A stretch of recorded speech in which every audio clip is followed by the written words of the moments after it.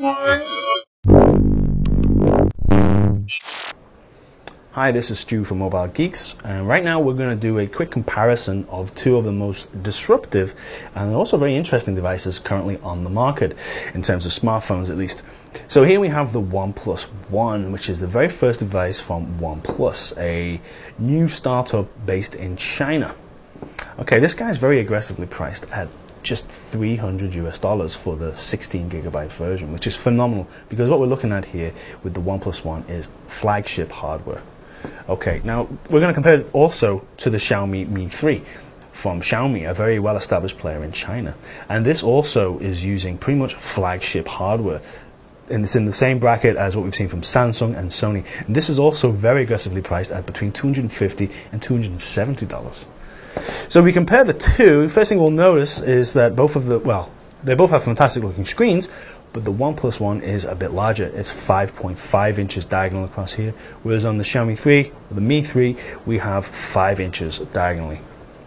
Now they're both using the same technologies. They're both IPS LCD screens, and they're both 1080p resolution.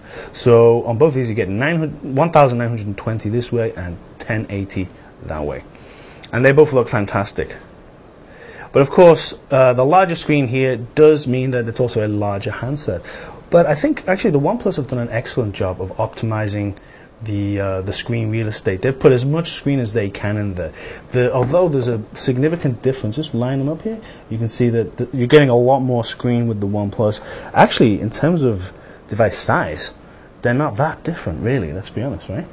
In terms of thickness, the OnePlus is a little bit thicker here, especially in the middle. It's 8.9 millimeters right here, although it does thin out along the edges. With the Xiaomi 3, you're getting 8.1 inches, so it's a little bit thinner. You can see that there's no curvature. The design of this guy is completely flat.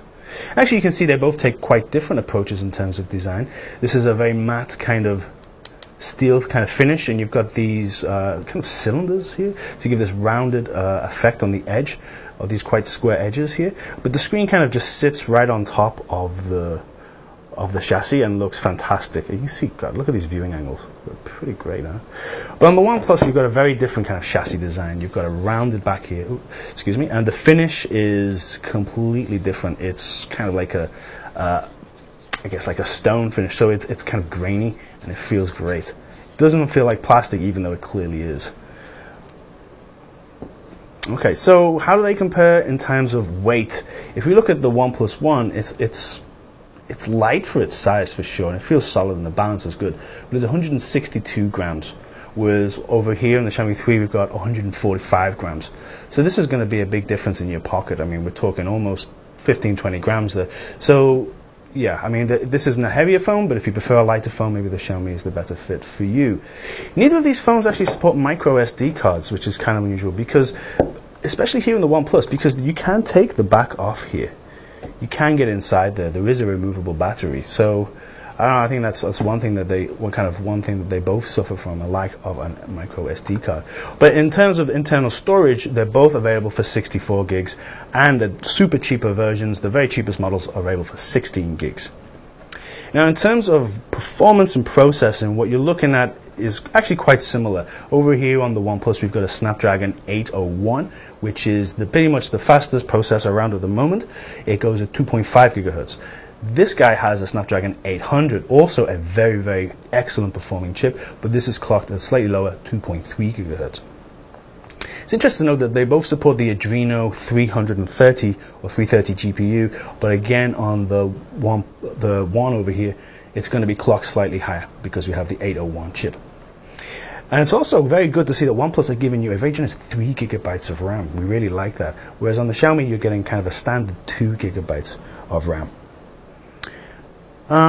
If we look around to the back devices, we can see they both have a camera, and the camera is very similar. They're both 13 megapixel cams with dual LEDs. On the front, you've got 2 megapixel over here on the Xiaomi 3, and then you've got a 5 megapixel here on the OnePlus. So maybe you can say the OnePlus has the edge when it comes to selfies. In terms of battery life, I guess they're going to be pretty similar. You're getting 3,100 milliamp hour battery in the back here, and that can be removed on the OnePlus. The Xiaomi, you can't get into the back here. You cannot change the battery out or swap it, but it is a very generously sized battery for a 5-inch device. It's a 3050 milliamp hour battery. And what else can we look at? Well, of course, software. Software is one area which is absolutely crucial to any device.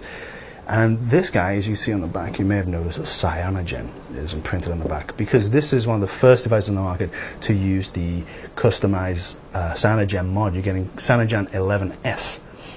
And they've done a very good job. I mean, we're looking at a very, very fluid, very slick. I mean, look at these transitions. And the great thing is, it's also very customizable. So if you want to, okay, let's go here.